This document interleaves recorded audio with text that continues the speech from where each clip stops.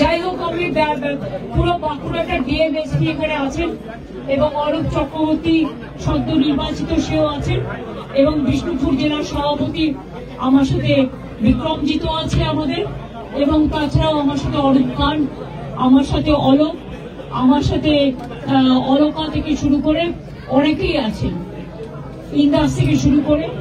আমি বাদ বাকি রিলিফও অন্যান্য জায়গায় মলয় এখানে কাজ করছি, মলয়, নরেন, অরূপ চক্রবর্তী সবাই মিলে এবং ডিএমএসপি উদ্যোগ নিয়ে করেছেন। বাদ বাকিটা আমি ওদের দেখে দিতে বলবো। যেখানে রাস্তা খারাপ হয়েছে রাস্তাগুলো আমাদের লিস্ট পাঠাবে। 2 হচ্ছে যেখানে বাড়িগুলো একেবারে ধসে গেছে সেটা উলগানাথনের কাছে পাঠাতে হবে, কারণ আমরা দেখে নেবো 11 লক্ষ বাড়ি যেটা আমরা দেবো ডিসেম্বরে, সেই লিস্টের মধ্যে এদের নাম আছে কিনা। যদি না থাকে তাহলে যার বাড়ি মাটির বাড়ি ধসে গেছে সেগুলো আমাদের পাঠাতে হবে, আমরা নতুন করে সেগুলো দেখব। বাদ বাকি রিলিফ জিয়ার সবই চলবে যতক্ষণ পর্যন্ত তারা স্বাভাবিক জীবনযাত্রায় ফিরে না আসছে। সরকারের দিক থেকে যেন কোনো ঔদাসীন্য না হয়, মানে কোনো অবহেলা না হয়।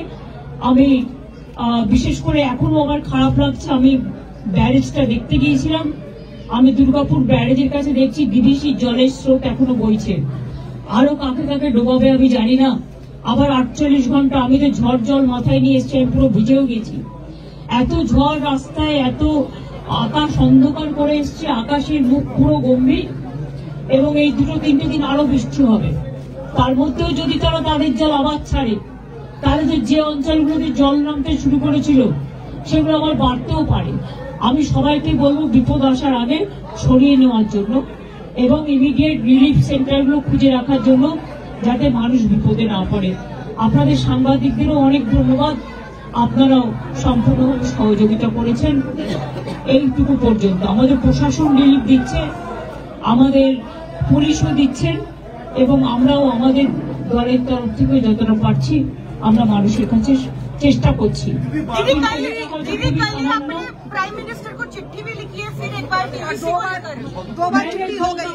पहले 10 दफे लिखा तो हमारा जो डेलीगेशन वो जाके जल शक्ति जो मिनिस्ट्री, पहले पीयूष गोयल भी थे पावर मिनिस्ट्री, उसका पास बहुत दफे जा चुका, लेकिन ये लोग कुछ नहीं कर रहा है। असल में क्या होता है, बंगाल डूब रहा है पानी में, इसको के लिए डीवीसी कुछ काम नहीं करता, डीवीसी ड्रेजिंग नहीं करता।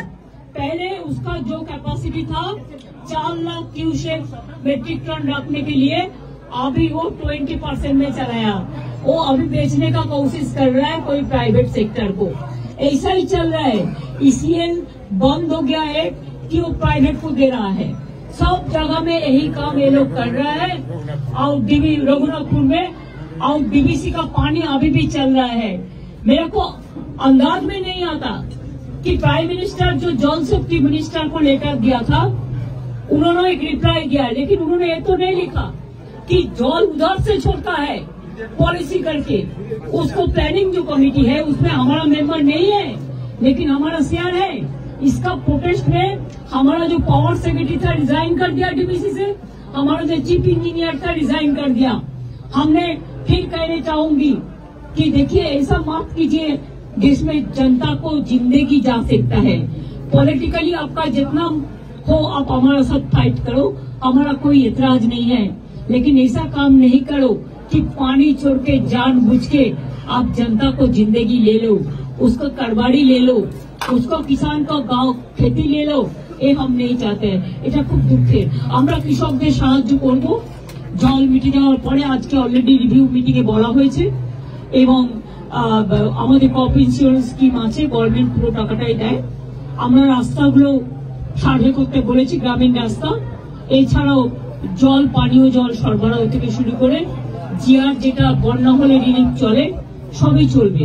তার মধ্যে যেখানে মানুষ বানভাসী সেখানে অনেকগুলো কিচেনও চলছে। দিদি, সংসদীয় প্রতিনিধি দল এসছে।